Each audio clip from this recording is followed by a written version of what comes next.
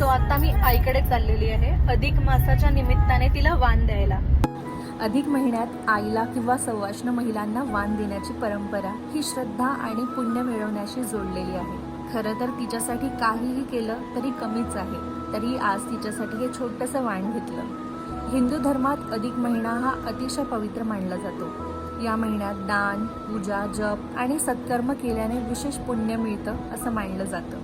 म्हणूनच या काळात महिलांना वाण देतात, ज्यामध्ये साडी, फळ, मिठाई, हळद, कुंकू, बांगड्या किंवा अन्य उपयोगी वस्तू दिल्या जातात. आईला वाण देण्यामागे एक सुंदर भावना असते, जिने आपल्याला आयुष्यभर दिलं तिच्या प्रति प्रेम आणि आदर व्यक्त करणं. हे फक्त धार्मिक नसून भावनिकही आहे. लहानपणापासून जिने आम्हाला भरभरून दिलं, आज तिच्या ओंजळीत प्रेमाने थोडंसं सुख ठेवायची वेळ आमची होती. आईचा आशीर्वाद, तिचं समाधान आणि तिच्या चेहऱ्यावरचं थोडंसं हसू हाच या परंपरेचा खरा अर्थ मानला जातो.